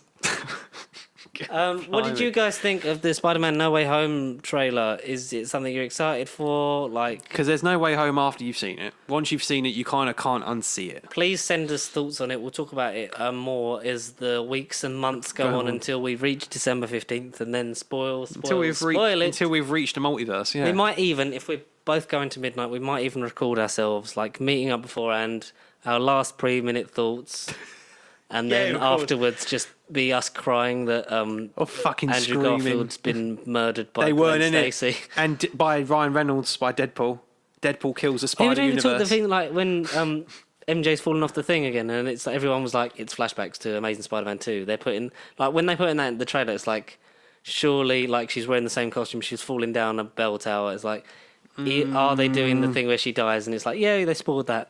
If she dies and they put that in the trailer, fuck Sony. But I don't think they would do it twice. No, I legit can't. They cannot. They cannot do that. You've seen the edit they done where, like, he's going to catch her and, like, it's the zoom in of their hands, like, almost touch it. It's like, because there's line before that's like, I can't save everyone. No, it's like, please no. Tom, no. But it was You're like the better thing, than that, like Tom. the hands, like almost touching. Have you seen the edit someone done where Venom then comes out of nowhere and just like fucking punches Spider-Man out of the way? No. Tom Hardy, you dickhead. So like maybe that happens, and then like she's caught. I'm a Spider-Man, but probably not the one you're expecting. No. And then Paul McGann's Spider-Man. He was 62 the other day. Paul McGann's as Spider-Man, what? No, because you know, like in Night of the Doctor, it's like, stop talking to me. I'm a doctor, but probably not the one you're expecting. Oh, like, okay. a Spider-Man catches her. It's like, you're not my Spider-Man. What if it's Nicholas Hammond? What if he did turn up after all? But the fact that they're doing Japanese Spider-Man In Spider-Verse, and the Spider-Zord in Across the Spider-Verse, like, that would have been nice to be like, you could have just had him as a thing of just like, if he was in it, that would have just been a nice thing of like, this is all the live-action Spider-Man. Yeah, ever. Yeah. But I don't know. We'll have to see if the other Spider... Do you think that a Spider-Man punched Lizard and gave him whiplash? Email us. Do you think we could have maybe a future Miles Morales who could be like Doctor Who? We'll see him for like Peter Capaldi's eyebrows. We'll see him for like a minute and then he'll web away and we won't see him for years until Phase 7. Maybe that's what it was. It got punched. It was Venom Strike. It was invisibility. Oh, there you go. Maybe. It all connects. But then he's alluded to be like 13, 14 in Homecoming, isn't he? Yeah. So judging by that and the snap, maybe 5 years. What, 19? No, because he wouldn't have been aged up. So he would have been about 11. So maybe he's aged up and he's like nearly 16 now, unless he got snapped away and they wait for Tom Holland's Spider-Man to die, because he said like he'll help whoever the next person is. Well, like I say, I honestly, without reading into freshman year, I was like, oh, Miles. But then when I found out it was Peter Origin, I thought, okay. I was kind of, I thought if that was Miles, it was just like... the fact that it's like animated as well, it's like, that's a cool way of like, then you get your origin story and you see Uncle Ben die. You get everything you want this Christmas. And why he isn't allowed to be mentioned again. But, I I think because like what you said in the thing, it's like whether like I could end up making Spider-Man 4, 5, and 6, and then finish doing it in my 30s. Or whatever, like whether it's my last one, like I don't think it's going to be. But he would help out whoever the next Spider-Man is. So whoever they do cast as Miles, I think you're going to get that baton passing. And whether Sony still own him or Apple have bought out Sony just so that Disney can own all the characters outright. Don't be surprised. Like Miles is probably coming in the next 5 years, and I can't wait. I hope, yeah, absolutely. I can't wait for it. Yeah, because Peter's going to go through it all, and then Miles is going to come in, and it's going to be like, this is great. Yeah, I'm loving life. Yeah. I'm representative for a whole new generation. I am this generation's Spider-Man. And then when the MCU crash and burns in 100 years' time, when we're old men at the end of the universe, in the ruins of Gallifrey, you can still email us, nerdbiblecontact@gmail.com. Ooh, switched it up. / Tech2. And if you want to follow us throughout the week... that pasty sheep, Nerd Bible sheep. That pasty sheep across Facebook, Twitter, Instagram, all over the platforms. Exactly. BigSandwich.co. This video will come up 24 hours beforehand. Connor, what should they do if they want more of these videos? Even though we'll keep making them whether they do it or not. Eat a big sandwich. Thumbs up, like, comment, subscribe, and share it. And let me be a wanderers of your fourth dimension. Get me into your multiverse. I want to know what I look like in your timeline. If we get to 300 subscribers before January 1st, Connor promises to do at least 2 episodes of the podcast dressed as animated William Hartnell. An anime William Hartnell. So you come in as William Hartnell, and then we just draw the emboldened lines on your nose and your brow that he has. I just come with a wig up. The way he looks on the cover for Galaxy 4 can and then where he actually looks in Galaxy 4, someone was like, "Is this false advertising?" Yeah. But as always, thank you so much for listening to this week's episode. We'll see you all next time for more, specifically Eternals, but. Talk to us. Eternals. Yeah. Get me emails of Spider-Man. Be careful what you wish for, you Parkers. And we saw J. Jonah Jameson in a hat, looking like Commissioner Gordon from Justice League. I was like, Joss Whedon's in this. I was like, is he wearing the same hat from Justice League? No, he legit is. Maybe that's the cliffhanger. What if the DCEU is part of the Spider-Verse? Oh no. Goodness gracious me. Well, anyway, be careful what you wish for, Parkers, because December 15th, we don't know whether we want this movie or not. But still, be careful what you wish for and stay pasty. And Scooby-Doo this crap. Please. Please Scooby-Doo this crap.